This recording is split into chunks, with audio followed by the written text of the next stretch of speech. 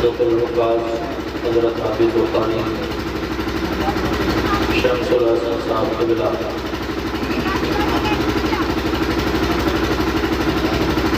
نقیب ہندوستان برادر کبیر حضرت علامہ مولانا کلیم اشرف اجملی صاحب قبلہ، بلبل باغ مدینہ شاہکار ترنم حضرت حافظ و قاری مولانا اسلم نظام اسلام نظام صاحب قبلہ، سبحان اللہ، اور حضرت حافظ و قاری ادریس صاحب قبلہ، حافظ و قاری راغب صاحب قبلہ، اور حضرت حافظ و قاری عبدالوہاب صاحب قبلہ، حضرت حافظ و قاری ذیشان صاحب اور دیگر حفاظ و قرآن، میرے بزرگوں نوجوان ساتھیوں، پردہ نشین خواتین، پیاری ماں بہنوں، پیارے عزیز بچوں، السلام علیکم ورحمۃ اللہ وبرکاتہ۔ السلام ورحمۃ اللہ۔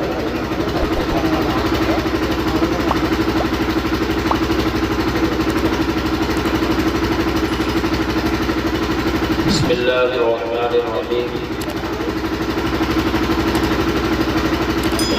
نحمده ونسلم على رسوله الكريم، اما بعد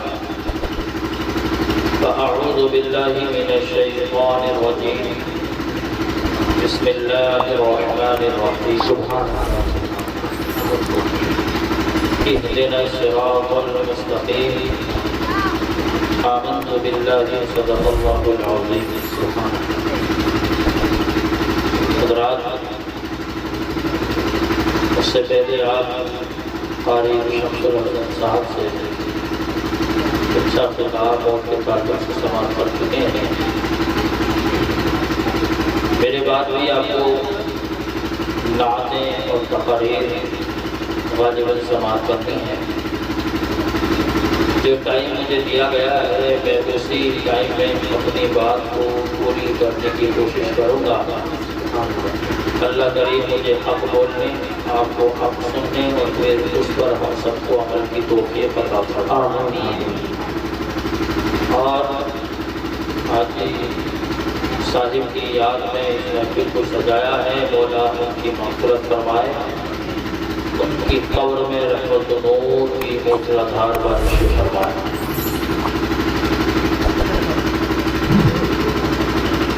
آئیے ایک بار عقیدت و محبت کے ساتھ غلامی کا ثبوت دیتے ہوئے اپنی اور تمام کائنات کے مرکز عقیدت حضور سرابر رحمت فیض گنجینہ صاحب معطر بسینہ باعث نزول سکینہ حضور صلی اللہ علیہ وسلم کی بارگاہ میں گستاخ میں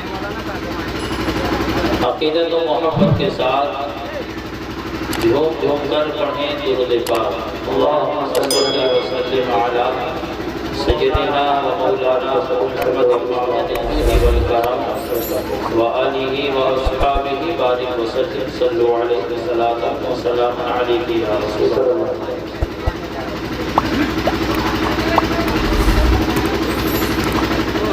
خدا کی عظمتیں کیا ہیں، محمد مصطفیٰ جانے، سبحان اللہ، بے شک خدا کی عظمتیں کیا ہیں، محمد مصطفیٰ جانے، اور مقام مصطفیٰ کیا ہے، محمد کا خدا جانے، سبحان اللہ، بے شک مقام مصطفیٰ کیا ہے، محمد کا خدا جانے۔ اور اعلیٰ حضرت سے پوچھیں تو اعلیٰ حضرت کہتے ہیں اللہ کی سرتابہ قدم شان ہے یہ، اللہ کی سرتابہ قدم شان ہے یہ، انسان نہیں انسان و انسان ہے یہ، قرآن تو ایمان کہتا ہے انہیں، ایمان کہتا ہے میری جان ہے یہ، سبحان اللہ۔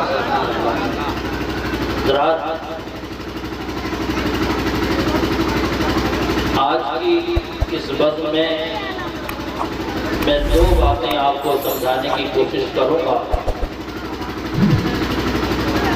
اور وہ دو باتیں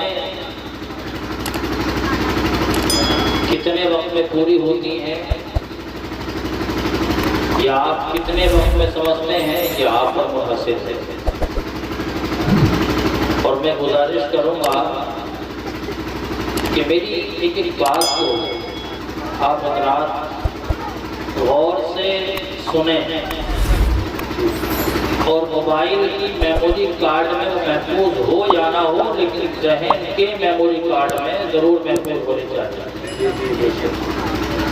مولانا کلیم صاحب کی طرف سے دعائیں ملیں گی تو انشاءاللہ میں بھرپور آپ کی خدمت کرنے کی کوشش کروں گا.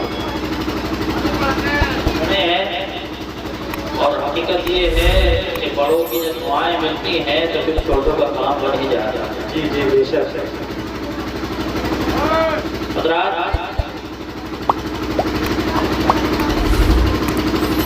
اللہ رب العزت ارشاد فرماتا ہے اہدنا الصراط المستقیم. اے اللہ تو ہمیں سیدھے راستے پر چلا. میں آپ سے سبحان اللہ کہنے نہیں کہوں گا کہ سبحان اللہ کہو، نہ میں ہاتھ اٹھاؤں گا نہ پیر اٹھاؤں گا، کچھ نہیں اٹھوا گا. میں سبحان اللہ نہیں کہلواتا ہوں اپنے تقریر میں، سمجھے آپ؟ لیکن جو میں کہلوانا چاہوں وہ آپ کہیں گے، وہ کہیں گے تو انشاءاللہ پھر وہ باتیں آپ کے ذہن میں محفوظ ہوں گی. اللہ نے فرمایا اہدنا الصراط المستقیم، اے اللہ ہمیں سیدھے راستے پر چلا. جب ہم یہ 5 وقت نماز پڑھتے ہیں اور ہر نماز میں ہر رکعت میں اس آیت کو پڑھتے ہیں، دعا کرتے ہیں اے اللہ ہمیں سیدھے راستے پر چلا، تو پھر ذہن میں یہ سوال بھی آتا ہے کہ سیدھا راستہ ہے کن لوگوں کا؟ سیدھا راستہ ہے کون سا؟ تو اس کا پتہ کرنے کے لیے ہمیں کہیں اور نہیں جانا، ہمیں قرآن ہی سے پوچھنا ہے. قرآن تو ہی بتا سیدھا راستہ کن لوگوں کا ہے، سیدھا راستہ کون سا ہے؟ تو قرآن کہتا ہے اذا انعم اللہ علیہم صراط الذین انعمت علیہم، سیدھا راستہ ان لوگوں کا ہے، سیدھا راستہ ان لوگوں کا ہے جن پر خدا کا انعام ہوا.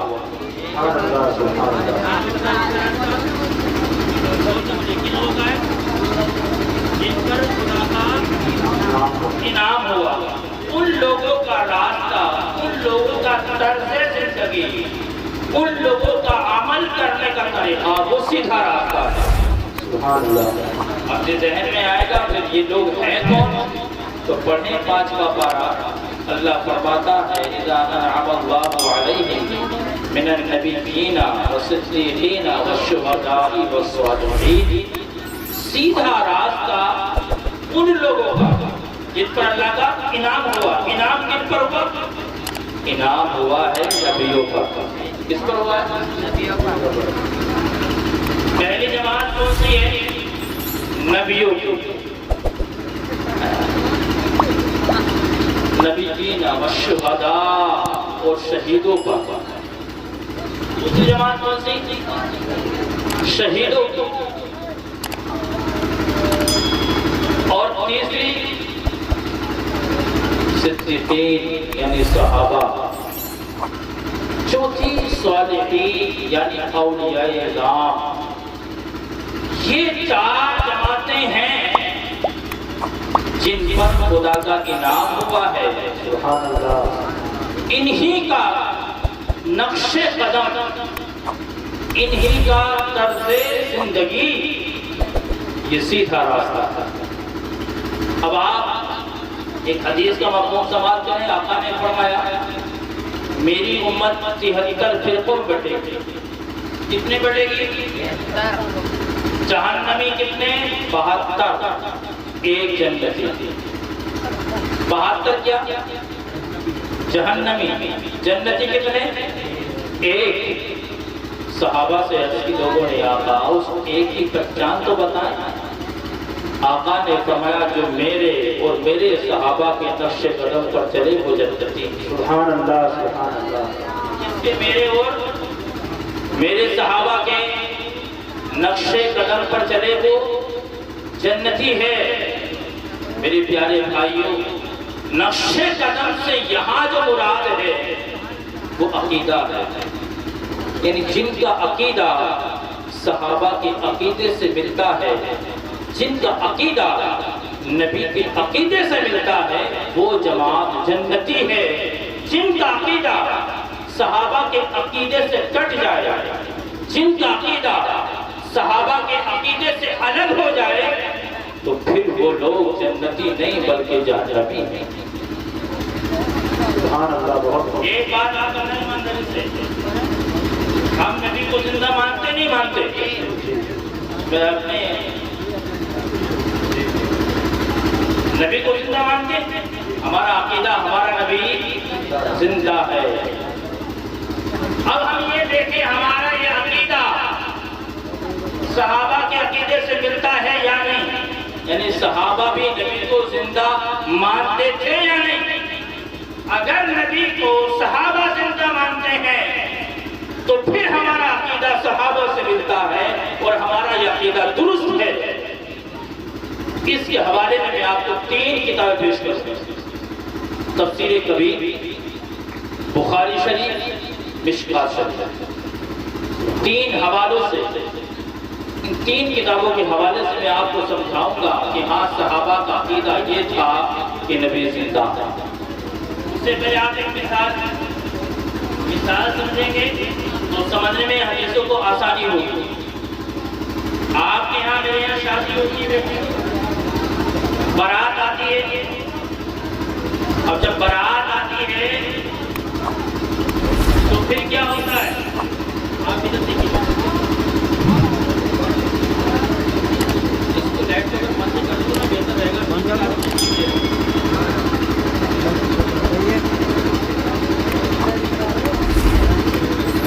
ہمارے یہاں بارات آتی ہے تو ہم کیا کرتے ہیں؟ نیتا جی، بیٹی کی بارات آئی تو ہم نے گھر کو سجوایا، لائٹیں لگوائی، قمقمے لگوائے، یعنی کا فرش بچھایا، شمیانہ لگوایا، کرسیاں لگوائی، ٹیبل لگوایا۔ میں نے پوچھا جناب یہ اتنا انتظام کیوں کیا جا رہا ہے؟ یہ مکان کیوں سجا رہے ہو؟ یہ زندریوں کا فرش بچھا رہے ہو؟ شمیانے کیوں لگا رہے ہو؟ کہا جاتا ہے میاں تمہیں پتا نہیں کل کو دولہا آ رہا ہے، کل کو دولہا آ رہا ہے۔ دولہا آیا، آ کے دیکھ کے چلا گیا۔ اب یہی بات جسے کل فکر تھی کہ ابھی مکان نہیں سجا ہے، ابھی ٹیبل نہیں بچھے ہیں، ابھی دریا نہیں بچھی ہیں، ابھی شمیانے نہیں لگے ہیں، یہ کہتا ہے میاں اب سمیٹ لو۔ میں نے کہا کل تو فکر مند تھے کہ دریا نہیں بچھی، آپ سمیٹوا کیوں رہتے ہو؟ تو کہتے ہیں مولانا بالکل پتا نہیں ہے کہ نادان ہو، جس دولہے کو دکھانے کے لیے بچھائی تھی، جس دولہے کو دکھانے کے لیے مکان سجوایا تھا، وہ دولہا آ کر کے دیکھ کر کے چلا گیا، اب دولہا نہیں رہا تو اس شمیانے کی بھی کوئی ضرورت نہیں ہے۔ اب دولہا نہیں رہا تو دری کے فرش کی بھی کوئی ضرورت نہیں ہے، لائٹوں کی بھی کوئی ضرورت نہیں ہے۔ بلا تمثیل دکلوتی خلق غیور سنی مسلمان بھائیوں، اللہ کریم نے زمین کا فرش بچھایا ہے اپنے حبیب کے لیے۔ سبحان اللہ سبحان اللہ۔ اللہ کریم نے آسمان کا شمیانہ لگایا ہے اپنے حبیب کے لیے، کائنات کے دولہے کے لیے، اور لائٹ سورج کی لگائی ہے، چاند کی لائٹ لگائی ہے، ستاروں سے آسمان کو مزین کیا ہے اپنے حبیب کے لیے، زمین کا فرش بچھایا ہے اپنے حبیب کے لیے۔ اگر آج زمین کا فرش باقی ہے، آسمان کا شمیانہ باقی ہے، چاند سورج کی لائٹیں باقی ہیں، ستاروں کے قمقمے باقی ہیں، ان دنیا میں زمین پر انسان باقی ہیں، اس کا مطلب یہ ہے کائنات کا دولہا باقی ہے۔ جس دن کائنات کا دولہا نہیں رہے گا اس دن آسمان کا شمیانہ نہیں رہے گا، جس دن کائنات کا دولہا نہیں رہے گا اس دن زمین کا فرش نہیں رہے گا، جس دن کائنات کا دولہا نہیں رہے گا اس دن سورج کی لائٹیں باقی نہیں رہیں گی، چاند ستارے باقی نہیں رہیں گے۔ پوچھو اعلیٰ حضرت سے تو اللہ حضرت فرماتے ہیں وہ جو نہ تھے تو کچھ نہ تھا، وہ جو نہ تھے تو کچھ نہ تھا، وہ جو نہ ہو تو کچھ نہ ہو، جان ہے وہ جہان کی، جان ہے تو جہان ہے۔ نعرہ تکبیر، نعرہ رسالت، نعرہ رسالت، علماء اہل سنت، علماء نساء القبلہ، نعرہ تکبیر، نعرہ رسالت۔ جان ہے وہ جہان کی، یعنی جب تک جان ہوتی ہے جسم باقی رہتا ہے۔ آپ نے دیکھا ہوگا، ابھی میرے پاس کل یا پرسوں فون آیا کہ صاحب کا حضرت ایک انتقال ہو گیا، ہم نے تو پانی پنکھا لگا دیا، لگا سکتے ہیں؟ بالکل لگائے، کوئی منع نہیں ہے۔ جب گرمی زیادہ ہوتی ہے، میت ہوتی ہے، ہمارے ساتھ جنازہ ہمارے سامنے ہوتا ہے، تو اس کو روکنے کے لیے ہم برف میں لگاتے ہیں۔ میں نے پوچھا میاں برف کی لگا رہے ہو، یہ 70 سال ہے سڑے تو اب کیسے سڑ جائیں گے؟ تو کہا جاتا ہے میاں جانتے نہیں ہو، اس کی حفاظت کرنے والی جان الگ ہو گئی ہے۔ جسم کی جو حفاظت کر رہی تھی جان وہ الگ ہو گئی، اب حفاظت کرنے والی نہیں رہی، جسم سڑ جائے گا۔ کائنات کی جان بھی باقی ہے، اتنی کائنات باقی ہے، جس دن کائنات کی جان محمد عربی نہیں ہوں گے یہ کائنات ختم ہو جائے گی۔ زندہ ہے واللہ، زندہ ہے واللہ، میرے چشم عالم سے چھلکا رہا ہے۔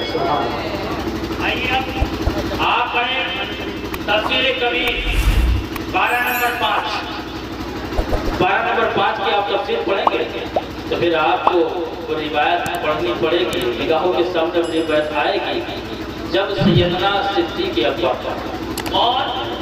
زور سے بولو، کون؟ یہ کون ہے؟ صحابی، کون ہے یہ؟ جلیل القدر صحابی، ایسے صحابی کہ ایمان لانے سے پہلے بھی کبھی آپ نے بتوں کو آگے سر نہیں جھکایا، بتوں کے آگے بھی کبھی۔ ہمارے ایک بار تو ایسا ہوا ہے، ان کے والد ابو قحافہ لے گئے انہیں برطمان بت خانہ، اور بت خانہ پہنچا کے وہ خود باہر نکل گئے، انہیں کام تمام کر دیا۔ اب آئے آپ نے دیکھا یہ کیا کیا، آپ نکل کے آئے کر کے دیکھو، ابو بکر کی بیوی دیکھو، ماں دیکھو، آج تمہارے بیٹے نے کیا کیا ہے، کیا کیا کیا، انہوں نے جو ہے کام تمام کر دیا۔ انہوں نے کہا میرے بیٹے کو اس کے حال پر چھوڑ دو، کیونکہ میں نے اس کے پیدائش کے وقت اس غیبی آواز سنی تھی، یہ دنیا میں اور آخرت میرے حبیب کا یار ہوگا، یہ محمد کا حبیب ہوگا۔ یہ وہ صدیق اکبر ہیں نہ جو حضر میں الگ رہے، نہ سفر میں الگ رہے، نبی کے ساتھ زندگی گزاری ہے۔ آپ کا عقیدہ سنو مچلے گا، آپ کا ایمان مچلے گا میرے پیارے بھائی۔ آپ نے فرمایا لوگوں جب میرے انتقال کا وقت ہو جائے، میرے انتقال کا وقت انتقال ہو جائے، اور پھر تم لوگ میرے جنازے کو تیار کرنا، اور جنازے کو تیار کر کے میرے جنازے کو نبی کے روزے کے سامنے لے جا کر کے رکھنا، اور نبی سے عرض کرنا، نبی سے اجازت مانگنا، آقا آپ کا دیوانہ آیا ہے، آپ کا یار غار آیا ہے، آپ کے پہلو میں لیٹنے کی اجازت مانگتا ہے، اگر آقا اجازت دے دے تو مجھے وہیں دفن کرنا، ورنہ جنت البقیع میں دفن کرنا۔ انصاف سے مجھے بتاؤ اجازت کس سے لی جاتی ہے؟ کس سے لی جاتی ہے؟ زندہ زندے سے لی جاتی نا۔ اب صدیق اکبر نے جو وصیت کی کہ نبی سے اجازت لینا، یہ صدیق اکبر نے نبی کو مردہ مان کر کے وصیت کی یا زندہ مان کر؟ زندہ مان کر۔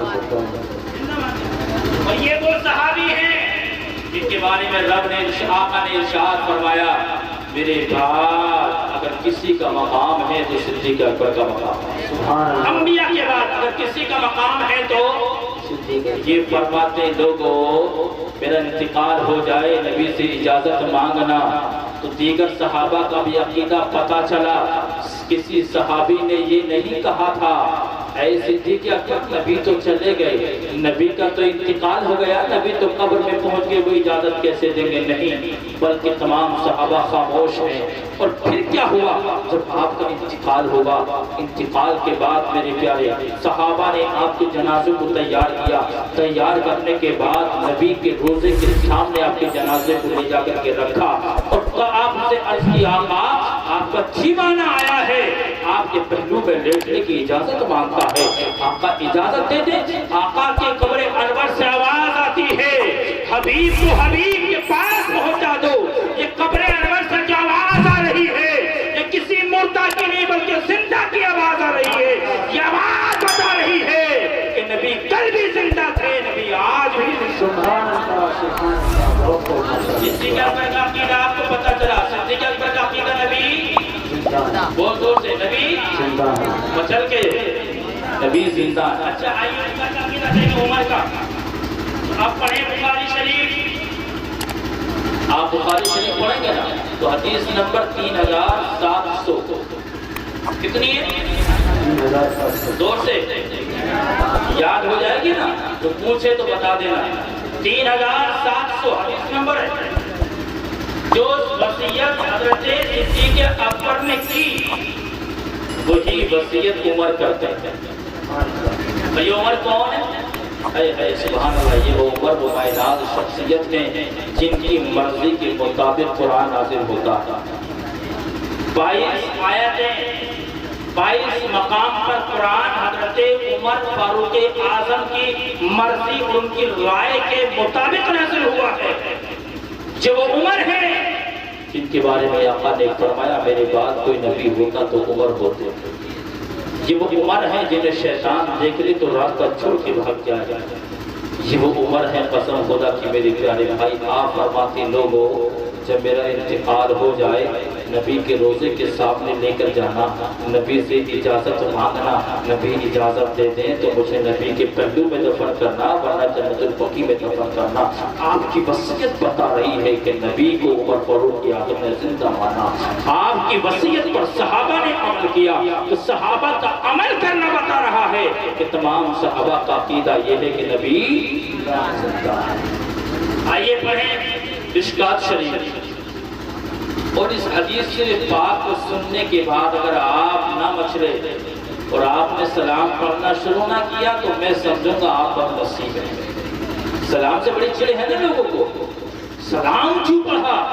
ارے میاں یہ تو مقدر والوں کی بات ہے، مقدر کے سکندر ہیں وہ لوگ جو نبی پہ سلام پڑھتے ہیں۔ سنیں حدیث پاک، آقا نے فرمایا، حضرت ابو ہریرہ راوی، آقا نے فرمایا جب کوئی مجھ پہ سلام پڑھتا ہے، کیا پڑھتا ہے؟ سلام پڑھتا ہے، آقا نے فرمایا اللہ میری روح کو واپس پلٹا دیتا ہے، اللہ میری روح کو واپس پلٹا دیتا ہے اور پھر میں اس کے سلام کو سنتا بھی ہوں، جواب بھی دیتا ہوں۔ کون ہے، زندہ یا مردہ؟ جواب کون دیتا، زندہ یا مردہ؟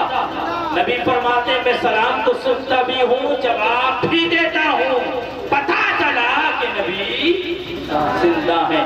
اللہ اللہ میرے پیارے بھائی، ہمارے بزرگ فرماتے ہیں جب سے نبی کا وصال ہوا، جب سے اب تک کوئی منٹ، کوئی سیکنڈ، کوئی لمحہ ایسا نہیں جس پہ نبی پہ سلام نہ پڑھا گیا ہو۔ پتہ چلا ایک بار رب کا حکم سچا ہونے کے لیے، قرآن کی آیت سچا ہونے کے لیے، نبی کو کچھ لمحوں کے لیے، کچھ سیکنڈ کے لیے موت آئی اور پھر واپس روح کو پلٹا دیا گیا، پھر واپس زندگی عطا فرما دی گئی۔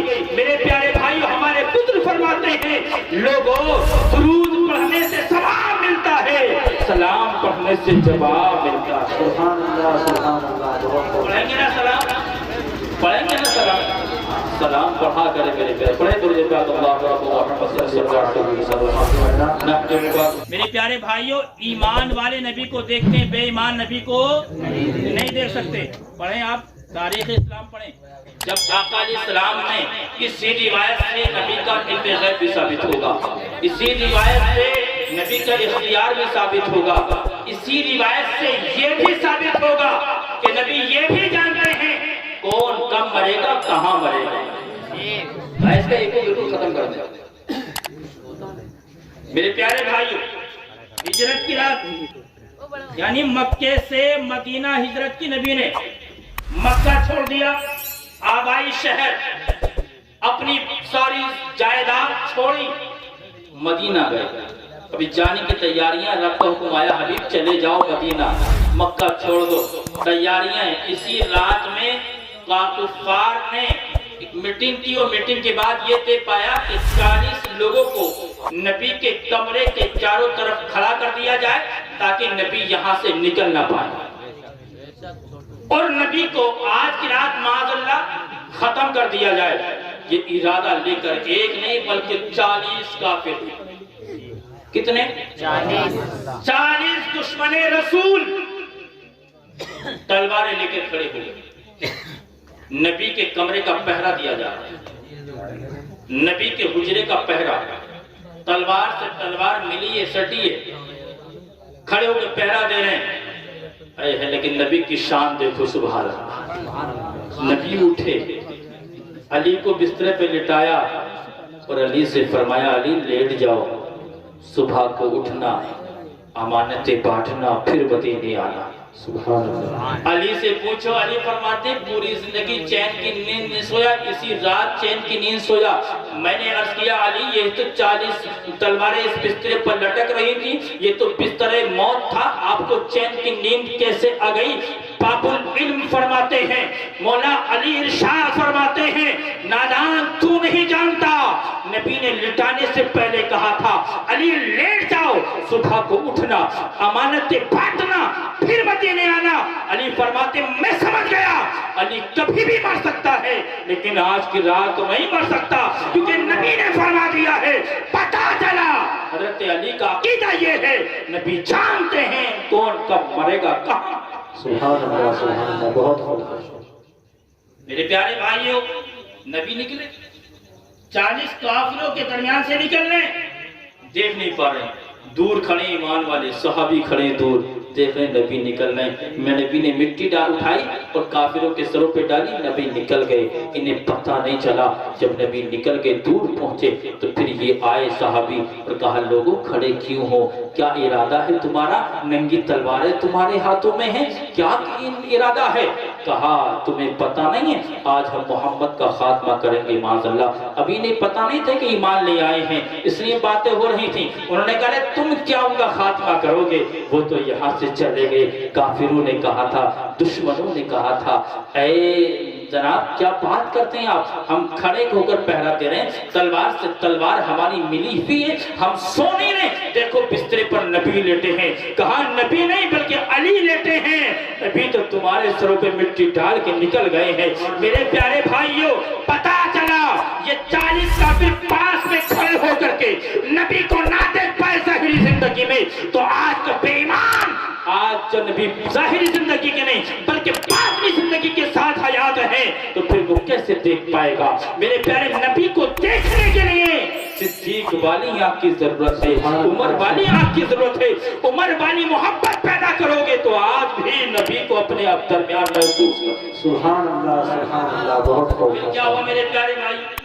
اب دیکھا کافروں نے چادر ہٹائی تو علی لیتے ہیں، اب یہ مایوس ہو گئے، ارے یار ہمارا جو ارادہ تھا وہ تو خراب ہو گیا، ہماری جو میٹنگ تھی وہ تو فیل ہو گئی۔ اب انہوں نے کیا کیا؟ اعلان کیا جو نبی کو گرفتار کر کے لائے گا اسے انعام ملے گا، گرفتار کر کے لے گا تو اسے انعام بھی بہت بڑا ہے، 100 اونٹ سرخ انعام کے دیے جائیں گے۔ میرے پیارے بھائیوں اب یہ سراقہ بھی نکلے پیچھے، سراقہ دیگر تو لوگ گئے، سراقہ بھی گئے۔ اب سراقہ نے نبی کو پا لیا، نبی کو تلاش کر لیا، انہوں نے چاہا کہ اب نبی کو گرفتار کر لوں۔ نبی نے زمین سے فرمایا زمین پکڑ، زمین نے پکڑا۔ سراقہ نے عرض کی محمد غلطی ہو گئی، معاف کر دو، مجھے چھوڑ دو، میں گرفتار نہیں کروں گا۔ آقا نے کہا زمین چھوڑ دے، زمین نے چھوڑ دیا۔ میرے پیارے بھائی پھر کیا ہوا؟ سراقہ نے سوچا کہ اب تو آزاد ہو گیا، اب پھر گرفتار کر لوں، 100 اونٹ ہیں، بہت بڑا انعام ہے، انعام کیوں جانے دوں؟ اب یہ پھر بڑے۔ آقا نے فرمایا زمین پکڑ اور زمین نے پکڑا میرے پیارے بھائی. پھر انہوں نے رو کر کے عرض کیا محمد غلطی ہو گئی, اب گرفتار نہیں کروں گا, چھوڑ دو. میرے پیارے بھائی نبی نے فرمایا زمین چھوڑ. اب زمین نے چھوڑا تو یہ واپس پلٹے منہ لٹکا کر کے, چھوٹا سا منہ لے کر کے. سو سرخ اونٹ جو ہے انعام کا, میں کھو گیا میرے ہاتھ سے, میرے ہاتھ سے چھوٹ گیا. میں تو انعام کی لالچ میں آیا تھا.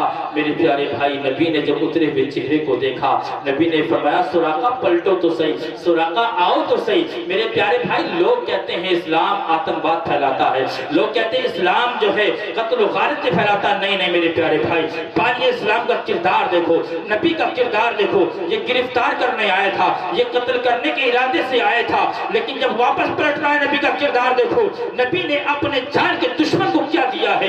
نبی نے فرمایا سراقہ تم آئے تھے انعام کے لالچ میں اور نبی کی بارگاہ سے خالی چلے جاؤ, ایسا نہیں ہو سکتا ہے. اے سراقہ جو محمد کی بارگاہ میں آتا ہے وہ خالی ہاتھ نہیں جاتا بلکہ اس کی جھولیاں بھر دی جاتی. سبحان اللہ سبحان اللہ. اے سراقہ لو ہم تمہیں انعام دے رہے ہیں. دشمن کو انعام دیتا ہے نہیں دیتا نا. کوئی ایک تھپڑ مار دے تو اسے انعام نہیں دیا جاتا. میاں یہاں تو قتل کا ارادہ ہے, یہاں تو خاتمے کا ارادہ ہے.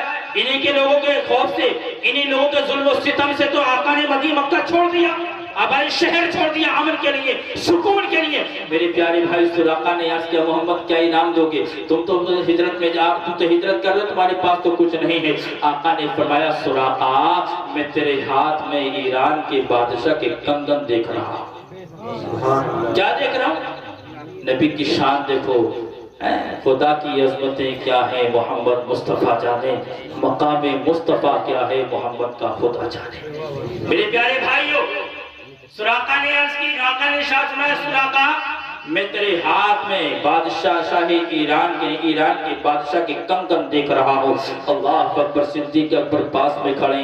آپ نے یہ عرض نہیں کیا تھا, آپ نے یہ نہیں کہا تھا محمد تم کیسے جان سکتے ہو, تم میری طرح میں تمہاری طرح, میں نہیں جانتا تم کیسے جان سکتے ہو, ابھی تو ایران فتح بھی نہیں ہوا, اس کے کنگن کیسے پہنا سکتے ہو. اللہ اکبر. پھر سراقہ کو آقا نے جو کنگن عطا فرمائے, صدیق اکبر کا عقیدہ بول رہا ہے, آپ خاموش ہیں, آپ کی خاموشی بول رہی ہے.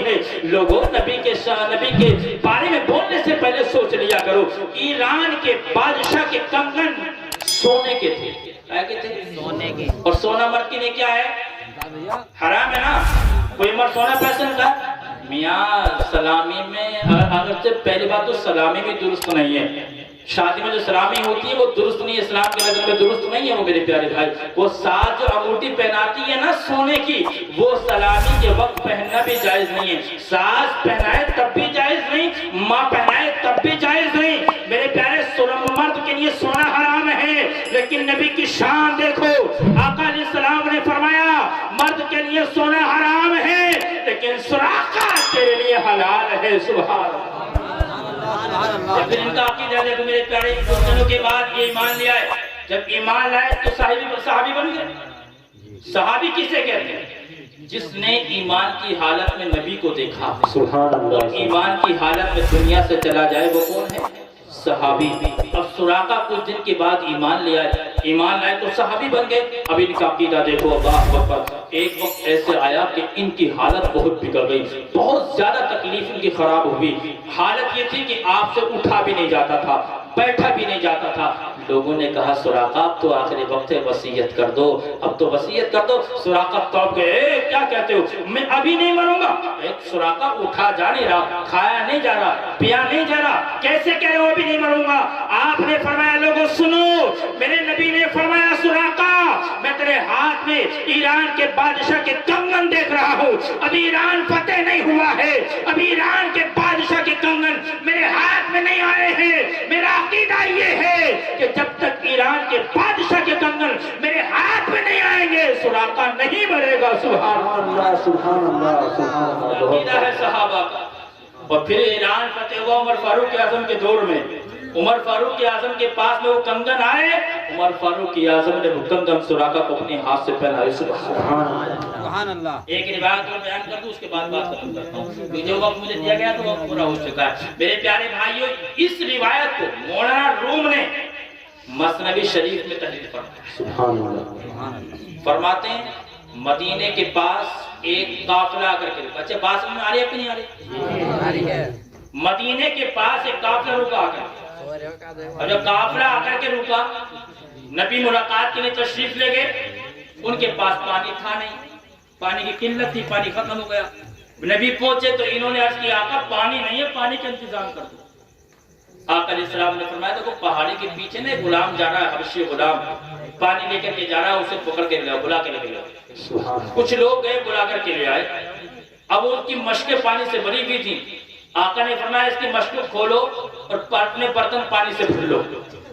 اب جو غلام دیکھ رہا ہے میری مشکیں کھل رہی ہیں, لوگ پانی بھر رہے ہیں, یہ حیران ہے, مولا میں تو پانی اپنے آقا کے پاس لے کر کے جا رہا, سارا پانی تو یہ لے لیں گے, میں کیا لے کر کے جاؤں گا. سوچ رہا ہے لیکن زبان سے کچھ نہیں کہہ رہا. میرے پیارے بھائی سب نے اپنے برتن بھر لیے. ایک صحابی نے نبی کے غلام نے عرض کیا آقا ہمارے برتن تو بھر گئے لیکن اس غلام کی مشکیں خالی ہو گئیں. نبی نے فرمایا جو نبی تمہارے خالی برتن بھر سکتا ہے خالی اس غلام کے بھی نہیں رہنے دے گا. سبحان اللہ سبحان اللہ. خالی اس غلام کے بھی. پھر آقا نے کیا کیا, اپنا دست مقدس اٹھایا اور اس کے مشک میں ڈالا. پھر چشم و فلک نے منظر دیکھا کہ نبی کی انگلیوں سے پانی کے چشمے ابل رہے ہیں. سبحان اللہ. اعلیٰ حضرت سے پوچھو نا تو اعلیٰ فرماتے ہیں انگلیاں ہیں فیض پر ٹوٹے ہیں پیاسے جھوم کر. انگلیاں ہیں فیض پر ٹوٹے ہیں پیاسے جھوم کر. دریا پنجاب رحمت کے جاری ہیں واہ واہ, دریا پنجاب رحمت کے جاری ہیں واہ واہ. اب اس کی مشکیں بھر گئیں. آقا نے فرمایا غلام اپنا پانی لے جاؤ. جہاں جا رہے تھے جاؤ. اس نے کہا پانی تو لے جاؤں گا تو آقا کے پاس, لیکن پہلے اپنی پہچان تو کرا دو. سبحان اللہ. یہ انگلیوں سے پانی کے چشمے بہانے والا کوئی عام نہیں ہے, یہ تو کوئی خاص ہو سکتا ہے, پہچان تو کراؤ. پھر نبی نے فرمایا مجھے محمد بن عبداللہ کہا جاتا ہے, میں اللہ کا رسول ہوں. اتنا سننا تھا میرے پیارے بھائی. اس نے کہا میں پہلی پہچان گیا تھا کہ انگلیوں سے پانی بہانے والا نبی ہو سکتا ہے, نبی کے سوا کوئی اور. کہتے ہیں ہاں نبی ہماری طرح, نادان نبی تیری طرح. اگر تو نبی کی طرح تو ذرا اپنے انگلیوں سے ایک بوند پانی نکال کے تو دکھا دے. شاعر کہتا ہے شان محمد کچھ تو دکھاؤ, پھر کہنا ہم جیسے تھے, پہلے ان جیسے بن جاؤ, پھر کہنا ہم جیسے تھے. ان پر تو نازل فرمایا خالق نے قرآن تمام, تم کوئی آیت ہی دکھلاؤ, پھر کہنا ہم جیسے. میرے آقا علیہ السلام پہ اس نے عرض کی آئے محمد عربی اب تم نبی ہو نا تو پھر مجھے کلمہ پڑھا کے اسلام میں تو داخل کرو. یہ کافر ہے نبی کا اختیار دے کے اسلام قبول کر رہا ہے. یہ کافر ہے نبی کا اختیار دے کے نبی کی غلامی کا پٹا گلے میں ڈال رہا ہے. وہ کیسے ایمان والے ہیں جو نبی کا کلمہ بھی پڑھتے ہیں, نبی کے اختیار کا انکار بھی کرتے ہیں. میرے پیارے بھائی نبی نے کلمہ پڑھایا. آقا نے فرمایا اب تو چلے جاؤ, اب تو کلمہ پڑھایا, چلے جاؤ, پانی لے جاؤ. عرض کی اے محمد ابھی نہیں, دل میں ایک حسرت ہے, ایک تمنا ہے. اچھا اب تو کلمہ پڑھ کے اسلام میں داخل ہو گئے تو صحابی بن گئے. اب صحابی کا عقیدہ دیکھو. اچھا ایک بات ہے, اگر کوئی انسان کالا ہو, کالا ہے تو کوئی سے گورا بنا سکتا ہے؟ نہیں بنا سکتا, نہیں بنا سکتا. قرآن پڑھو, اللہ فرماتا هو الذی یصورکم فی الارحام کیف یشاء. وہ اللہ ہی ہے تمہاری شکلوں کو تمہاری ماؤں کے پیٹ میں بناتا ہے جیسے چاہے. جسے چاہے کالا بنا دے, جسے چاہے گورا بنا دے. اللہ جسے کالا بنا اسے کوئی گورا بنا نہیں سکتا, اللہ جسے گورا بنا دے اسے کوئی کالا بنا نہیں سکتا. لیکن نبی کی شان دیکھو, اللہ اکبر. اس نے عرض کیا اے محمد ابھی نہیں, بات یہ ہے میرے دل میں تمنا ایک اور جاگی ہے. اے محمد جب تم انگلیوں سے پانی کے چشمے ابال سکتے ہو, جب انگلیوں سے پانی کے چشمے ابال کر کے میرے خالی مشکوں کو بھر سکتے ہو, تو اے محمد تم میرے کالے رنگ کو گورا بھی بنا سکتے ہو. اے محمد دیکھو, اے آقا دیکھو, پوری دنیا میں کالا ہوں نا, کالا ہونے کی وجہ سے دنیا مجھے نفرت کی نگاہوں سے دیکھتی ہے, محبت سے کوئی نہیں دیکھتا, مجھے پیار سے کوئی نہیں دیکھتا. اے محمد اب تم ایک کام کرو, اے آقا ایک کام کرو, میرے اس کالے رنگ کو گورا تو بنا دو, مجھے خوبصورت تو بنا دو. آقا نے یہ نہیں فرمایا میں نہیں کر سکتا. آقا نے فرمایا آ. میرے آقا نے بلایا, غلام کو بٹھایا, اور بٹھانے کے بعد اپنا دست مقدس پھیرا. سبحان اللہ. دست مقدس پھیر رہا تھا, چشم و فلک نے منظر دیکھا. جو ابھی حبشی کالا تھا اب وہ یوسف ثانی بن گیا ہے. اس کو جمال کا گیا ہے، خوبصورت بن گیا ہے۔ اعلیٰ حضرت سے پوچھو تو اعلیٰ فرماتے ہیں میرے کریم سے گر قطرہ کسی نے مانگا دریا بہا دیے ہیں، دربے بہا دیے ہیں، ملک سخن کی شاہی تم کو رضا مسلم، جس سمت آ گئے ہو سکے بٹھا۔ سبحان اللہ، نعرہ تکبیر، نعرہ رسالت، علماء اہل سنت، عظمت صحابہ اکرام، نعرہ میرے تکبیر۔ پیارے بھائی، وقت مجھے دیا گیا تھا وہ وقت مکمل ہو گیا۔ انشاءاللہ زندگی بخیر رہی تو پھر کبھی بیان کروں گا۔ یاد رکھو ہمارا ہر عقیدہ، کوئی سا بھی عقیدہ، ہمارا ہر عقیدہ جو ہماری کتابوں میں مذکور ہے، لکھا ہے، ہمارے علماء نے ہمارے عقائد جو لکھے ہیں، ہر عقیدہ ہمارا صحابہ کے عقیدے سے ملتا ہے۔